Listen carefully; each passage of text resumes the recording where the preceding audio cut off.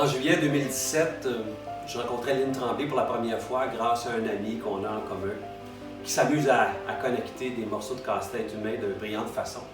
En passant, merci Yannick de m'avoir procuré cette belle opportunité-là dans laquelle j'ai sauté à pieds joints. Dès notre première conversation, Lynn et moi, on savait que le projet allait se concrétiser. Elle avait de son côté cette étincelle-là dans les yeux qui met le feu aux poudres de la création. Elle dégageait une chaleur humaine qui amène l'encre d'écriture à la bonne température. Aussi, on partageait cette même rigueur au travail, cette envie de nous dépasser pour transmettre un message d'espoir à la collectivité. Si j'ai accepté de collaborer à la rédaction du livre Dans la mire du destin, c'est parce que Lynn, elle est une source d'inspiration et de matière première pour quiconque souhaite écrire. Elle est aussi un modèle de combativité et de résilience. J'ai trouvé qu'elle se racontait avec humilité et une grande sincérité. J'ai dit oui aussi parce que l'ensemble de ces expériences, pour moi, c'est tellement phénoménal. Ça représente le contenu de 10 existences pour le commun des mortels. Pour un auteur, c'est du matériel en or. Puis au fur et à mesure que le projet a progressé, j'ai trouvé aussi une autre raison. Je me suis donné une bonne leçon d'humilité. Je comparais ma vie à celle de Lynn et je trouvais que la mienne était un long fleuve tranquille. Puis j'en arrivais à la conclusion que je n'avais pas le droit de me plaindre.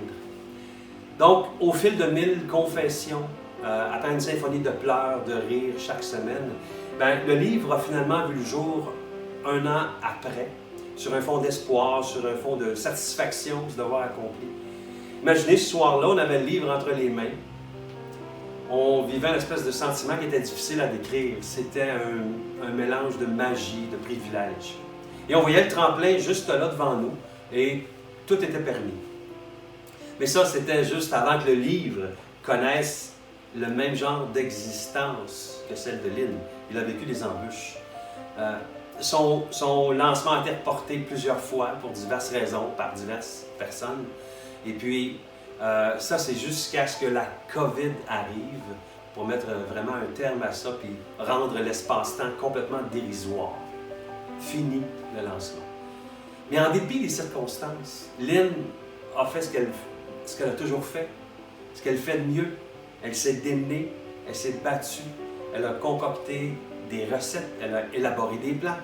Mais au fond, elle a juste appliqué sa phrase fétiche, son leitmotiv par excellence qu'on retrouve à la page 173 du livre. Elle sort de l'hôpital, elle remercie l'équipe médicale et elle dit en grande fille raisonnable, « Je sais que la balle roule désormais dans mon camp. » Cette page sombre de mon agenda personnel se tourne donc rapidement.